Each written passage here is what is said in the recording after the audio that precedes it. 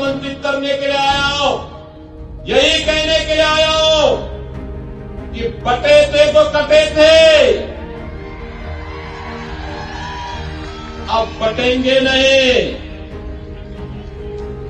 तो कटेंगे भी, एक रहेंगे सेफ रहेंगे, एक रहेंगे तो सेफ रहेंगे।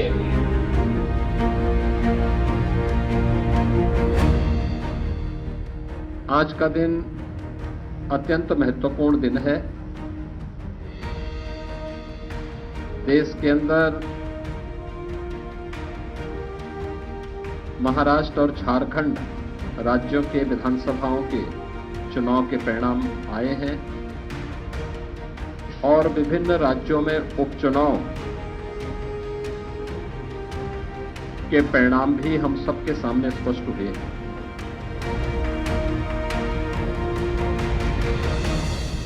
महाराष्ट्र में बीजेपी गठबंधन यानी महायुति ने कमाल कर दिया। नतीजे जब आए तो सब हैरान रह गए। महाराष्ट्र में महायुति ने महाविकास अघाड़ी के सपनों पर पानी फेरते हुए खेल कर दिया। महाराष्ट्र में बीजेपी सबसे बड़ी पार्टी बनकर उभरी और महायुति ने सुबह 10 बजे ही 200 का आंकड़ा पार कर लिया। महाराष्ट्र में बीजेपी सबसे बड़ी पार्टी बनकर उभरी और महायुति ने सुबह 10 बजे ही शुरुआती रुझानों में 200 का आंकड़ा पार कर लिया। महाराष्ट्र में महायुति की बम्पर जीत की एक बड़ी वजह बीजेपी के स्टार कैंपेनर और यूपी के मुख्यमंत्री योगी आदित्यनाथ को भी माना जा रहा है। योगी ने महाराष्ट्र चुनाव के दौरान कटेंगे तो बटेंगे नारा देकर माहौल ही पलट दिया। योगी के इस नारे ने बीजेपी के पक्ष में वोटरों को एक कर दिया। सीएम योगी ने महाराष्ट्र की अलग अलग रैलियों में ये नारा उठाया था और इसकी खूब चर्चा हुई। विशालगढ़ के दुर्ग पर अतिक्रमण ये क्यों हुआ? क्योंकि हम बटे थे। अयोध्या में क्यों अपमान झेलना पड़ा था? क्योंकि हम बटे थे। काशी में क्यों अपमान झेलना पड़ा था? क्योंकि हम बटे थे। मथुरा में क्यों अपमान झेलना पड़ा था? क्योंकि हम बटे थे। 1947 में लाखों हिंदुओं को क्यों कटना पड़ा था? क्योंकि हम बटे थे। और बहनों और भाइयों, मैं यही कहने के आया हूं, गणपति बप्पा की शोभा यात्रा पर कोई पथराव करे, ये बर्दाश्त नहीं हो सकता है, ये स्वीकार्य नहीं हो सकता है। और इसलिए पथराव होता है क्योंकि हम बटे हैं।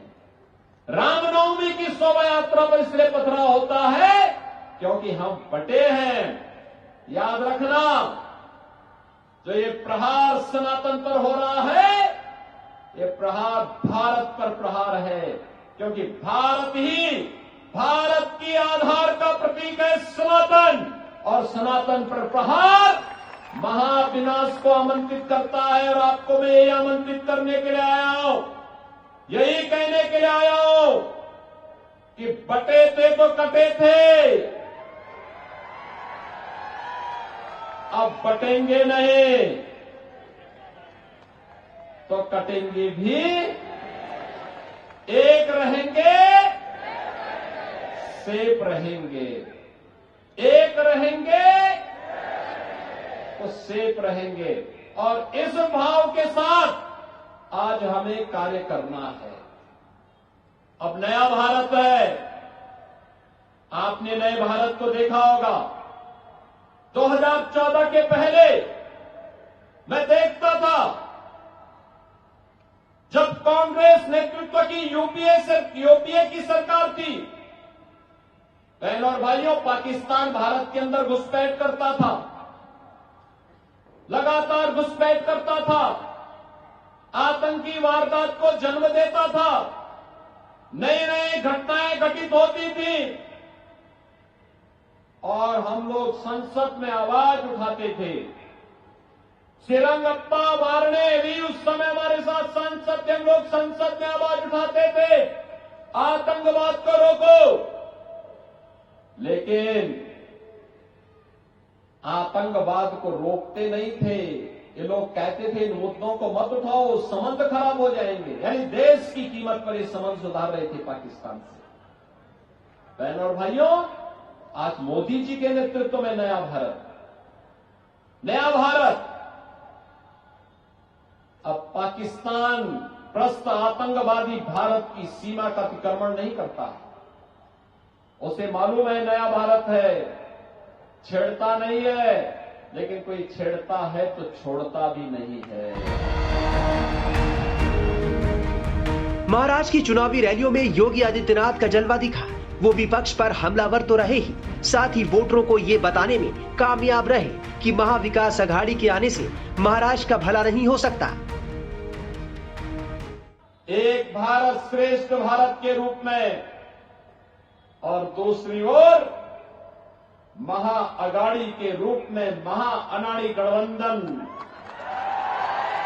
ये महाअनाड़ी इसलिए है, न नीति है, न नियत है और न निर्णय लेने की सामर्थ्य ही। इनका नारा भी है सबका साथ, लेकिन परिवार का विकास। एकजुट होकर के कांग्रेस के उस खानदानी सामंती परिवार का विकास करना जो भारत के हित के बारे में कभी नहीं सोच पाया। याद करिए भारत के विभाजन की त्रासदी। बहनों और भाइयों, कांग्रेस का नेतृत्व 1947 में चाहता सत्ता की लोलुपता नहीं होती, भारत का विभाजन कभी नहीं होता, कभी नहीं होता। निर्दोष लाखों हिंदू नहीं काटे गए होते। अगर भारत एक होता, जो लोग कहते हैं कि मुस्लिम समस्या होती, समस्या तो उसी समय से है और समस्या होती तो अखंड भारत में वैसे निपट लेते जैसे आज निपट रहे हैं। लेकिन बहनों और भाइयों, सत्ता लोलुपता थी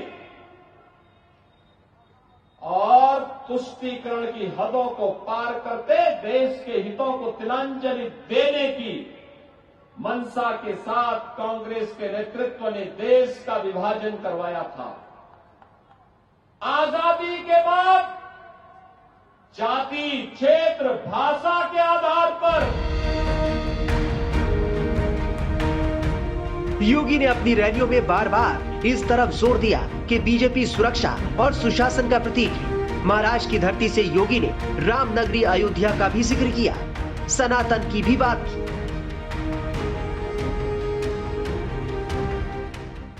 भारतीय जनता पार्टी विकास और विरासत का सम्मान कर रही है।